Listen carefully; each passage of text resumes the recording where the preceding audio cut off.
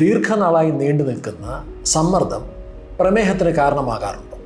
എനിക്കിവിടെ ഓർമ്മ വരുന്നത് ഞങ്ങളുടെ ക്ലിനിക്കിൽ വന്ന ഒരു കേസ് സ്റ്റഡിയാണ്. ഒന്നല്ല, പലതവണ ഉണ്ടായിട്ടുണ്ട്. നോർമലി നമുക്ക് ഡയബറ്റീസ് വരാനായിട്ടുള്ള പ്രീഡിസ്പോസിങ് ഫാക്ടേഴ്സ് അല്ലെങ്കിൽ റിസ്ക് ഫാക്ടേഴ്സ് എന്ന് പറയുന്നത് അമിതവണ്ണം ഉണ്ടാവുക, അല്ലെങ്കിൽ വളരെ അൺഹെൽത്തി ആയിട്ടുള്ള സ്റ്റാർച്ച് റിച്ച് ആയിട്ടുള്ള ഡയറ്റ് ഫോളോ ചെയ്യുക, ഫിസിക്കലി ഇനാക്റ്റീവ് ആവുക. ഇതൊന്നും തന്നെ ഈ ലേഡിയെ സംബന്ധിച്ച് പ്രസക്തമായിരുന്നില്ല. കൺവീനിയൻ്റ് ആയിട്ട് നമ്മുടെ നാട്ടിൽ എല്ലാവരും പറയുന്നൊരു എക്സ്ക്യൂസാണ്, അത് പാരമ്പര്യമാണെന്നുള്ളത്. ശരിയാണ്, കാരണം അവരുടെ അമ്മ ഡയബറ്റിക് പേഷ്യൻ്റ് ആയിരുന്നു. പക്ഷേ ഞാൻ ചോദിച്ചൊരു ചോദ്യം, അവരുടെ അമ്മയുടെ അമ്മയ്ക്ക് ഡയബറ്റീസ് ഉണ്ടായിരുന്നു? ഇല്ല.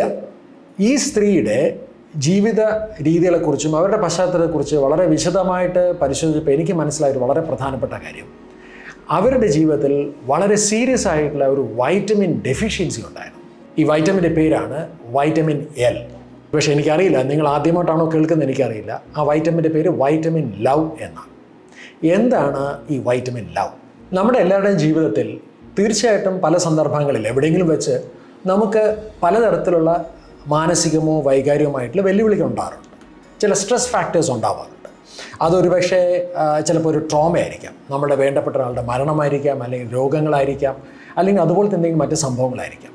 ചിലപ്പോൾ അതിനെ തുടർന്ന് ഒരു പോസ്റ്റ് ട്രോമാറ്റിക് സ്ട്രെസ് ഡിസോർഡർ ഉണ്ടാവാൻ സാധ്യതയുണ്ട്. അല്ലെങ്കിൽ ഒരുപക്ഷെ നമ്മളെ അലട്ടുന്ന എന്തെങ്കിലും വളരെ തീവ്രമായിട്ടുള്ള ആഴത്തിലുള്ള എന്തെങ്കിലും ദുഃഖമായിരിക്കാം, അല്ലെങ്കിൽ ചിലപ്പോൾ നമ്മളെ സംബന്ധിച്ച് ഒരു ഫിയർ എലമെൻ്റ് ആയിരിക്കും, ഒരു ഭയമായിരിക്കാം.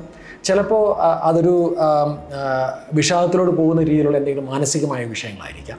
അത്തരത്തിലുള്ള നിരവധി സ്ട്രെസ് ആസ്പെക്റ്റുകൾ നമ്മുടെ ജീവിതത്തിൽ പല സന്ദർഭങ്ങളിലും ഉണ്ടാവാറുണ്ട്. പലപ്പോഴും നമ്മൾ നമ്മുടേതായിട്ടുള്ളൊരു കോപ്പിംഗ് മെക്കാനിസം, നമ്മളുടെ ഇൻറ്റേർണലായിട്ടുള്ളൊരു കോപ്പിംഗ് മെക്കാനിസം കൊണ്ട് നമ്മളതിനെ മറികടന്ന് ജീവിതം മുന്നോട്ട് കൊണ്ടുപോകാറുമുണ്ട്. പക്ഷേ ചില സന്ദർഭങ്ങളിൽ നമ്മുടേതായിട്ടുള്ള ഒരു ബിൽറ്റ് ഇൻ സംവിധാനത്തിന് ചിലപ്പോൾ അതിനെ എഫക്റ്റീവായിട്ട് കൈകാര്യം ചെയ്യാനോ മറികടന്ന് മുന്നോട്ട് പോകാനോ സാധിക്കാതെ വന്നേക്കാം. ഇത് നമ്മുടെ ശരീരത്തിൽ ഉണ്ടാക്കുന്ന, നമ്മുടെ ഫിസിക്കൽ ഹെൽത്തിലുണ്ടാക്കുന്ന ഇമ്പാക്റ്റ് വളരെ വലുതാണ്. നമുക്ക് എല്ലാവർക്കും അറിയാവുന്നൊരു കാര്യമാണ്, നമ്മുടെ ജീവിതത്തിൽ നമുക്ക് വളരെയധികം വേണ്ട ചില വളരെ പ്രധാനപ്പെട്ട കാര്യങ്ങളുണ്ട്. അത് പ്ലേറ്റിൽ നിന്നെടുത്ത് കഴിക്കാവുന്ന കാര്യങ്ങളല്ല. ഉദാഹരണത്തിന്, നമുക്ക് വളരെയധികം സ്നേഹം ആവശ്യമാണ്, നമുക്ക് പരിഗണന വേണം, കരുതൽ വേണം, നമുക്ക് കുറേ സൗഹൃദങ്ങൾ വേണം. ഇതെല്ലാം ചേർന്ന് വരുന്നൊരു വൈറ്റമിൻ്റെ പേരാണ് വൈറ്റമിൻ എൽ. ഞാൻ നേരത്തെ പറഞ്ഞ സ്ത്രീയുടെ ജീവിതത്തിൽ ഏറ്റവും കൂടുതൽ മിസ്സിംഗ് ആയിട്ടുള്ളത്, she was actually thinking that she was missing this vitamin L from our partner. വിവാഹത്തിന് ശേഷം അവരുടെ ജീവിതത്തിൽ അവർ ഏറ്റവും കൂടുതൽ മിസ്സിംഗ് ആയിട്ട് അവർക്ക് മനസ്സിലായത് ഈ വൈറ്റമിൻ. ഇത് അവരെ വളരെ അഫക്റ്റ് ചെയ്തിട്ടുണ്ടായിരുന്നു. നമ്മൾ കേട്ടിട്ടുണ്ടാവും, human beings R social beings. നമുക്ക് വേണ്ടത് വളരെ പ്രൊട്ടക്റ്റീവായിട്ടുള്ള, സേഫായിട്ടുള്ള, എൻകറേജിങ് ആയിട്ടുള്ള ഒരു എൻവയറമെൻറ്റാണ്. ഈ മെൻ്റലായിട്ടുള്ള, ഇമോഷണലായിട്ടുള്ള ചേഞ്ചസ് വളരെ ഡീപ്പാണ് എന്നുണ്ടെങ്കിൽ ഡെഫിനറ്റ്ലി നമ്മളുടെ ഫിസിക്കൽ എൻറ്റിറ്റി, നമ്മുടെ ശരീരത്തിന് അത് അഫക്റ്റ് ചെയ്യാൻ തുടങ്ങും. ഉദാഹരണത്തിന്, it can produce chronic production of cortisol. എപ്പോഴും നമ്മുടെ ശരീരത്തിൽ കോർട്ടിസോൾ ഉൽപ്പാദിപ്പിക്കും.